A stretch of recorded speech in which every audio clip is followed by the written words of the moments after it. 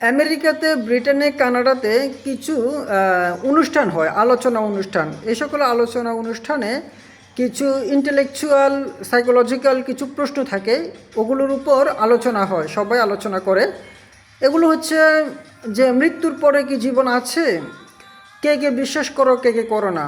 তারপরে হচ্ছে পরকাল যদি থেকে থাকে তার কি কোনো ইতিবাচক বা নেতিবাচক দিক আছে, ইতিবাচক দিকগুলো কী কী, নেতিবাচক দিকগুলো কী কী, এরকম কিছু অনুষ্ঠান হয়।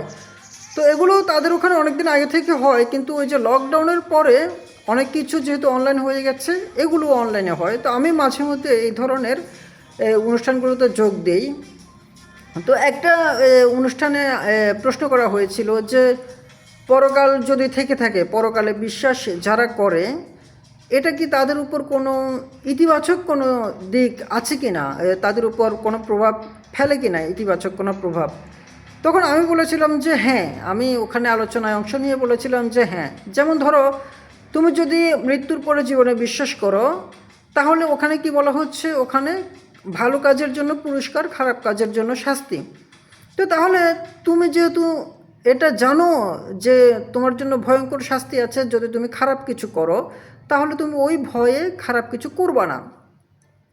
তা আমি এই কথাগুলো যখন বলছিলাম, তখন লন্ডনের একজন ব্রিটিশ ইংলিশ এসে বসে বসে হাসছিল। তো আমার কথা শেষ হওয়ার পরে সে বলেছিল, যদি তাই হয় তাহলে পাকিস্তানে যারা একেবারে প্র্যাকটিক্যাল ধার্মিক ইসলাম ধর্মের অনুসারী, তারা কেন মানুষকে জবাই করেন, তারা কেন সুন্নিরা শিয়াদেরকে, আহমদীয়দেরকে জবাই করে, শিয়াদের মসজিদে কেন তারা বোমা হামলা করে, বোমা হামলা করে তাদেরকে হত্যা করে, কেন সিরিয়াতে, ইরাকে, লেবাননে, আফগানিস্তানে সেম অবস্থা। আফগানিস্তানে কেন হচ্ছে গিয়ে তালেবানরা আলে হাদিসদেরকে হত্যা করে, ডাইরেক্ট জবে করে, কেন?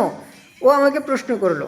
তো সে আমাকে মানে বোঝালো যে এই যে নৈতিকতার জন্য, নৈতিকভাবে ভালো হওয়ার জন্য, মানে সে বলছে তুমি ধর্মের মধ্যে এমন কোনো শিক্ষা পাবে না যেটা একজন মানুষ হিসেবে তোমার যে তোমার অটোমেটিক যে বিবেক আছে, সেই বিবেকের যে শিক্ষা, সে শিক্ষার বাহিরে এমন কোনো নৈতিক শিক্ষা, ভালো শিক্ষা কোনো ধর্ম তোমাকে দিতে পারবে না।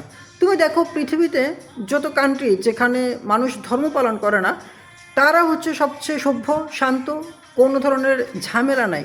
কিন্তু যেখানে ধর্ম পালন করে তুমি সেখানে দেখো তারা কতটা বর্বর, তারা এই ধর্মের নাম দিয়ে হচ্ছে একে অপরকে হত্যা করছে, জবে করছে। তো এই কথাটা সে এত সুন্দর করে আমাকে বুঝিয়ে বলেছিল, আমি মানে ওটা অস্বীকার করার বা ডিনাই করার কোনো উপায় ছিল না।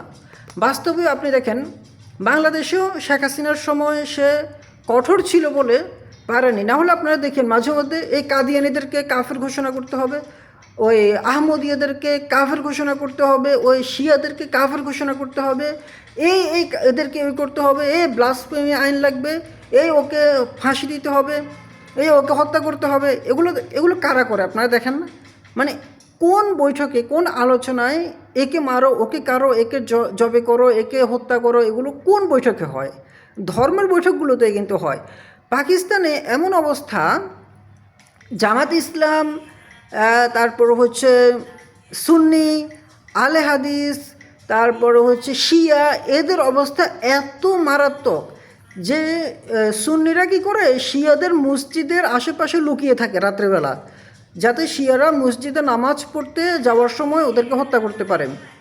এবং এটা এমন না যে মানে আমার আর আপনার মতো মানে ধর্ম বিশ্বাস করে বাট কোনো প্র্যাকটিক্যালি পালন করে না, এরকম না। ওরা হচ্ছে একেবারে প্র্যাকটিক্যাল, প্র্যাকটিক্যাল মানে মানে ইসলাম ধর্মের পরিপূর্ণ শিক্ষা যাদের কাছে আছে এবং যারা পালন করে জেনে বুঝে, তারা এভাবে মানুষকে হত্যা করে।